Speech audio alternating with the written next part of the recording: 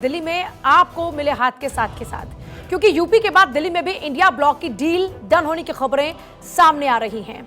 सूत्रों की माने तो राजधानी दिल्ली में आम आदमी पार्टी और कांग्रेस के बीच लोकसभा चुनाव के लिए सीटों का बंटवारा करीब तय भी हो चुका है। खबरों के मुताबिक दिल्ली में आम आदमी पार्टी बड़े भाई की भूमिका में नजर आ सकती है और वो दिल्ली के 7 में से 4 सीटों पर चुनाव भी लड़ सकती है, जबकि समझौते के तहत में 3 सीट कांग्रेस को दी जा सकती है। जानकारी यह भी है सोर्सेस के हवाले से कि आम आदमी पार्टी ने कांग्रेस को east Delhi, north east Delhi और चांदनी चौक की सीट ऑफर की है, जबकि आम आदमी पार्टी ने खुद के लिए नई दिल्ली, दक्षिणी दिल्ली और नॉर्थ वेस्ट दिल्ली, पश्चिमी दिल्ली से अपने प्रत्याशी उतारने का जो प्रपोजल है वो समक्ष रखा है उनके। हालांकि कुछ दिन पहले ही ये दिल्ली में गठबंधन टूटता हुआ नजर आया था, तब ये लग रहा था कि आम आदमी पार्टी और कांग्रेस के बीच में दाल अब ज्यादा दिन तक गल नहीं पाएगी।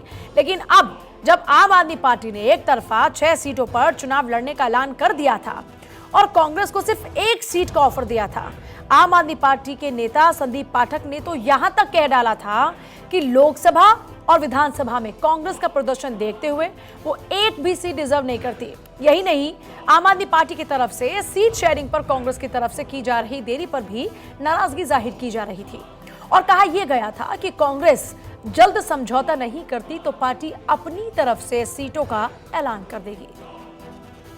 दिल्ली के परिप्रेक्ष्य में भी मैं कुछ बातें रखना चाहता हूं।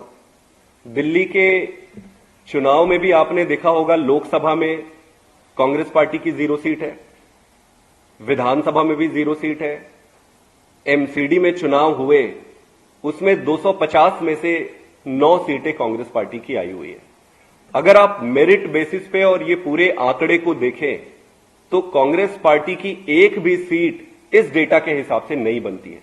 लेकिन डेटा सिर्फ इंपॉर्टेंट नहीं है, जो अलायंस का धर्मा है और अलायंस का मान रखते हुए, कांग्रेस पार्टी की मान रखते हुए भी हम उन्हें 1 सीट ऑफर करते हैं, तो हमारा ये प्रपोजल है कि कांग्रेस पार्टी 1 सीट पे लड़े और 6 सीट पे आम आदमी पार्टी लड़े। आम आदमी पार्टी पंजाब में पहले ही अकेले चुनाव लड़ने का ऐलान कर चुकी है। ऐसे में आम आदमी पार्टी के इस तेवर का असर भी हुआ और दिल्ली में गठबंधन को बचाने के लिए दोनों ही पार्टियों ने सीट शेयरिंग फॉर्मूले पर काम भी शुरू कर दिया। अब आप ये सोच रहे होंगे कि जब पंजाब में केजरीवाल एकला चलो की राह पर चल पड़ी है तो फिर दिल्ली में कांग्रेस के साथ सीटें बांटने को तैयार कैसे हो गई, अब वो भी 3-3। तो इसका जवाब यह है 2019 के चुनाव के नतीजे। दरअसल 2019 के लोकसभा चुनाव में बीजेपी ने दिल्ली की 7 सीटों पर भारी अंतर के साथ में जीत दर्ज की थी और दिल्ली की सभी 7 सीटों पर पार्टी का वोट शेयर 50% से ज्यादा रहा था। अब चांदनी चौक की बात करते हैं तो बीजेपी को अकेले ही यहां पर 52.94% वोट मिले। कांग्रेस की बात करते हैं और आम आदमी पार्टी की बात करते हैं तो दोनों के जो वोट परसेंटेज को मिलाकर वोट परसेंटेज था वो था 44.65%।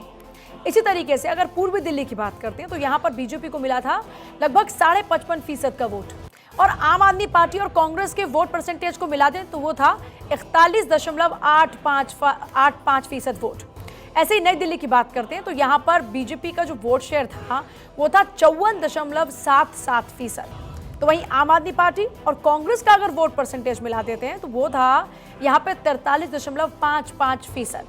इसी तरीके से अगर उत्तर पूर्वी सीट की बात करते हैं तो बीजेपी, आम आदमी पार्टी और कांग्रेस के अगर वोट शेयर की बात कर रहे हैं तो बीजेपी का वोट शेयर था लगभग 54% और आम आदमी पार्टी और कांग्रेस का वोट फीसद अगर मिलाएं तो यह था 43.55%। अब आती है बारी उत्तर पश्चिम दिल्ली सीट की।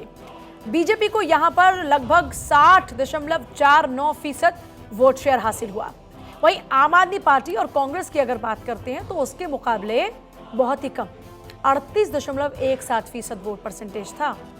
दक्षिण दिल्ली की सीट की अगर बात करते हैं तो यहां पर अकेले बीजेपी ने अपने दम पर 56.58% वोट शेयर हासिल किया, तो वहीं आम आदमी पार्टी और कांग्रेस दोनों का वोट शेयर मिला दें तो 40% वोट रहा। अब बात आती है पश्चिमी दिल्ली सीट की, तो बीजेपी ने यहां पर लगभग 60% से ज्यादा वोट परसेंटेज हासिल किया।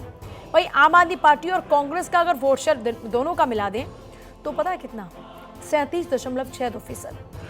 यानी बीजेपी को दिल्ली में अकेले ही करीब 57% वोट हासिल हुए थे और अगर कांग्रेस और आम आदमी पार्टी दोनों को भी मिला दें तो इसके आसपास तक नजर नहीं आती दोनों।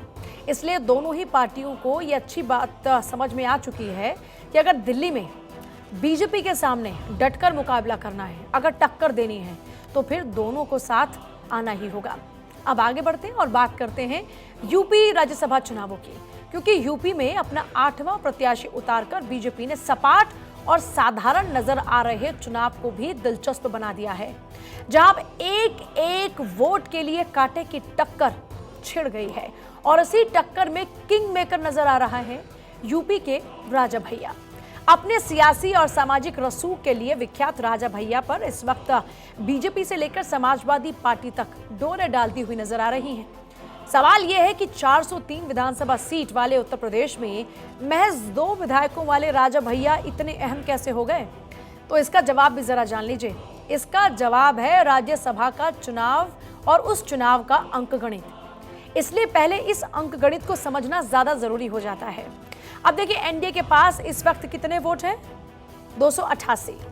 विधानसभा में बीजेपी के पास में यहां पर 252 वोट और इसके अलावा उसके सहयोगी अपना दल के 13 वोट हैं, 6 वोट हैं सुभाषपा के और इतने ही वोट निषाद पार्टी के भी हैं। अब आरएलडी भी क्योंकि एनडीए का हिस्सा है, तो लिहाजा जो उसके 9 वोट हैं वो भी चले गए बीजेपी के खाते में, यानी एनडीए के पास कुल मिलाकर हो गए 286 वोट। अब बात करते हैं समाजवादी पार्टी की, तो उसके पास में अपने कुल वोट हैं 108। कांग्रेस के 7 गठबंधन का ऐलान हो चुका है, तो 2 वोट इधर से भी आ गए कांग्रेस के, यानी कि समाजवादी पार्टी और कांग्रेस के वोट्स को मिला लें तो ये कुल वोट हो गए 110। अब यूपी में राज्यसभा के एक उम्मीदवार को जीतने के लिए चाहिए होते हैं 37 वोट, ठीक है, और 7 उम्मीदवारों की जीत के लिए बीजेपी को कुल 259 वोट की जरूरत है। बीजेपी के पास है 288 विधायकों के वोट, यानी बीजेपी के 7 उम्मीदवारों का जीतना तो बिल्कुल तय है। उसके पास 29 वोट बचते हैं और एक्स्ट्रा। अब अगर समाजवादी पार्टी को अपने तीनों उम्मीदवारों को जिताना है तो उसे चाहिए 111 वोट, जबकि समाजवादी पार्टी के पास है कुल 110 विधायकों के वोट। सपा विधायक पल्लवी पटेल पहले ही साफ कर चुके हैं कि वो जया बच्चन और आलोक रंजन को वोट नहीं देंगी। अब इस लिहाज से देखा जाए तो बीजेपी को 8वें उम्मीदवार की जीत के लिए 8 अतिरिक्त विधायकों के वोट की आवश्यकता है। अखिलेश अगर पल्लवी पटेल के वोट को गणित से बाहर रखें तो भी उन्हें तीसरे उम्मीदवार की जीत के लिए 2 वोट विधायकों के वोट के लिए, मतलब आप मान के चलिए कि जिताने के लिए जरूरत पड़ेगी 2 वोट्स की। अब 2 विधायक तो जेल में हैं, अगर उन्हें वोटिंग की परमिशन नहीं मिली तो सपा को और 4 वोटों की जरूरत पड़ सकती है। अब यहीं से सीन में आते हैं राजा भैया, क्योंकि राजा भैया की जनसत्ता दल के पास में है 2 सीटें। कुंडा से जीते खुद राजा भैया जो कि विधायक है वहां से, और एक और सीट उन्होंने जीती थी वो थी बाबागंज, जहां से विनोद सरोज एमएलए हैं। अब अगर ये 2 वोट मिल गए तो राज्यसभा में सपा की राह थोड़ी आसान हो जाएगी और वो आसानी से अपने तीसरे कैंडिडेट को जितवा सकेगी। अगर राजा भैया बीजेपी के साथ चले गए तो बीजेपी संख्या बल के थोड़ा और करीब पहुंच जाएगी। और राजा भैया की इसी अहमियत की वजह से दोनों पार्टियां डाल रही हैं उन पर डोरे और उनको साधने में जुट गई हैं। यही वजह है कि पहले समाजवादी पार्टी के नेताओं की मुलाकात होती है और फिर खुद बीजेपी के प्रदेश अध्यक्ष पहुंच जाते हैं। अब एक तरफ जहां समाजवादी पार्टी से नरेशोत्तम पटेल ने उनसे मुलाकात की, राज्यसभा के लिए समर्थन मांगा, जिसका जिक्र भी मैं कर रही थी, और पार्टी अध्यक्ष अखिलेश यादव से बाकायदा फोन पर बातचीत भी कराई उनकी, तो दूसरी तरफ मैंने जैसा जिक्र किया कि बीजेपी के प्रदेश अध्यक्ष खुद भूपेंद्र चौधरी पहुंच गए राजा भैया के पास, मुलाकात की और राज्यसभा चुनाव को लेकर उनसे एक लंबी गुफ्तगू भी हो गई। सूत्रों के मुताबिक जानकारी ये है कि इस दौरान लोकसभा चुनाव पर भी उनसे बातचीत हुई है। अब राजा भैया किसके साथ जाते हैं ये तो 27 फरवरी को वोटिंग वाले दिन ही पता चलेगा, लेकिन उनके रुख ने इस मुकाबले को और ज्यादा दिलचस्प बना दिया है।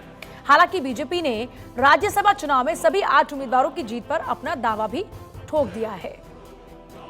जो राज्यसभा चुनाव है इसके लिए समाजवादी पार्टी राजा भैया से भी मिलने को कोई मिले, लेकिन भारतीय जनता पार्टी के 8 राज्यसभा प्रत्याशी बड़े अच्छे वोटों से विजयी होने जा रहे हैं और हमारे पास वोट है। सपा हो, बसपा हो, कांग्रेस हो, इन सब में भगदड़ मची हुई है। सब भाजपा में ही आना चाहते हैं और भाजपा के प्रत्याशियों को वोट भी देने के लिए तैयार हुए हैं। वो चाहे कोई भी हो, मैं किसी का नाम नहीं लेना चाहता, लेकिन भाजपा सभी 8 सीटें और बहुत अच्छे वोट से जीत रही।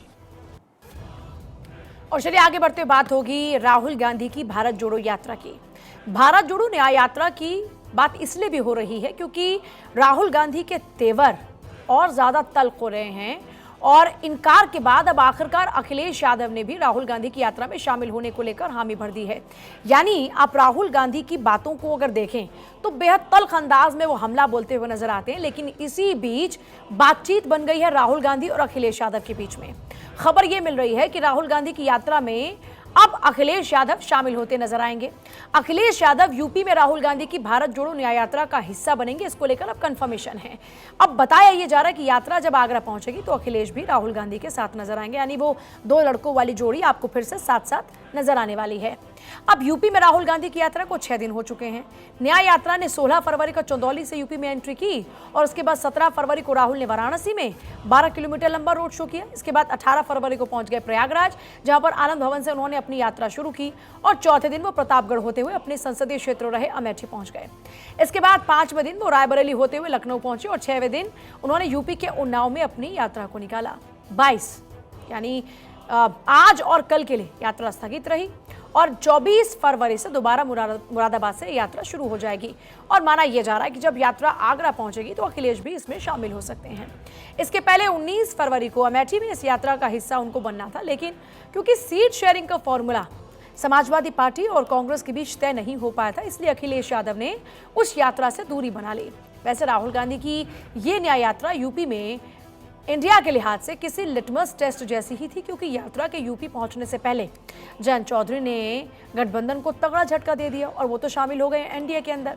लेकिन आखिरकार इनकार तकरार के बीच में सपा कांग्रेस के बीच यूपी में सीट शेयरिंग पर सहमति बन गई और उसके बाद ही अखिलेश ने यात्रा में शामिल होने की रजामंदी दी, क्योंकि वो पहले ही साफ कर चुके थे कि जब तक सीट शेयरिंग नहीं होती वो यात्रा में शामिल नहीं होंगे। तब उन्होंने ये कहा था, क्या कहा था वो आप भी सुन लीजिए। अभी बातचीत चल रही है, कई दौर में बातचीत हो चुकी है, कई सूचियां उधर से आई, सूची इधर से भी गई। जिस समय सीटों का बंटवारा हो जाएगा, समाजवादी पार्टी उनके न्याय यात्रा में शामिल हो जाएगी। और चलिए आगे बढ़ते हुए बात यहीं पर नहीं रुकती, बल्कि इसके ठीक बाद समाजवादी पार्टी ने एक तरफा 16 सीटों पर कैसे अपने उम्मीदवारों के नाम का ऐलान किया, इसका जिक्र होना भी जरूरी है। यही नहीं, समाजवादी पार्टी ने एक तरफा ऐलान कर कांग्रेस को 17 सीटों का ऑफर भी दे दिया था। अखिलेश की इस प्रेशर पॉलिटिक्स के आगे कांग्रेस आखिरकार झुकने को मजबूर हो ही गई और आनंद फानन में 2 दिन के भीतर सीट शेयरिंग फॉर्मूले को मंजूरी भी दे दी, जिसके तहत कांग्रेस को जहां 17 सीटें मिली थी वहीं सपा को 63 सीटें। यानी यूपी में यह साफ हो गया कि कांग्रेस छोटे भाई की ही भूमिका में रहने वाली है। अब देखिए, ये बात तो हुई किस तरीके से अखिलेश और राहुल गांधी के बीच में बातचीत के जरिए सीट शेयरिंग का फॉर्मूला तय हुआ और इससे इधर अब आगे बढ़ते हुए बात होगी बीजेपी के 24 के चुनावी अभियान की, क्योंकि इस बार पार्टी कमजोर सीटों को मजबूत बनाने के प्लान पर काम कर रही है और इसी अभियान के तहत में केंद्रीय गृह मंत्री अमित शाह छत्तीसगढ़ पहुंच गए और वहां के जांजगीर चांपा में एक बड़ी रैली को उन्होंने संबोधित किया। पहले आपको सुनाते हैं उन्होंने इस मौके पर क्या कहा। आने वाला चुनाव ये देश का भविष्य तय करने वाला चुनाव, आने वाले चुनाव देश को पूर्ण विकसित और भारत माता को विश्व गुरु बनाने के लिए महत्वपूर्ण चुनाव है। भाई और बहनों, मैं छत्तीसगढ़ की जनता का हृदय से धन्यवाद करना चाहता हूं। हम 2014 में आए, 11 में से 10 सीटें आपने भाजपा को दी। 19 में आए, 11 में से 9 सीटें भाजपा को दी और अभी अभी विधानसभा चुनाव में आए तो आपने छत्तीसगढ़ में सबसे ज्यादा बहुमती से भारतीय जनता पार्टी की सरकार बनाई। एक नकारा सरकार जिन्होंने ना नक्सलवाद पर लगाम कसी, न छत्तीसगढ़ के लोगों को न्याय दिया और लाखों करोड़ के घपले घोटाले भ्रष्टाचार कर छत्तीसगढ़ की गरीब जनता के साथ अन्याय करने का काम किया, उसको भी आपने हटा दिया। और छत्तीसगढ़ में लोकसभा की 11 सीटें, जिसमें बीजेपी ने 2019 में 9 सीटों पर जीत दर्ज की, जबकि कोरबा और बस्तर की सीटों पर कांग्रेस को जीत हासिल हुई। हालांकि 2019 में जांजगीर चांपा की जो सीट थी वो बीजेपी के खाते में आई थी, लेकिन विधानसभा चुनाव में बीजेपी इस लोकसभा की सभी 8 सीटों पर हार गई और इसीलिए अब यह सीट बीजेपी के फोकस पर है, यानी बीजेपी यहां अब कोई रिस्क नहीं लेना चाहती और केंद्रीय गृह मंत्री अमित शाह का यहां से चुनावी शंखनाद करना यही बताता हुआ नजर आता है। इसके अलावा गृह मंत्री अमित शाह बस्तर, रायपुर, बिलासपुर के नेताओं के साथ भी बैठक कर लोकसभा चुनाव के लिए रणनीति तैयार करेंगे और बिलासपुर में एक सम्मेलन में भी हिस्सा लेंगे।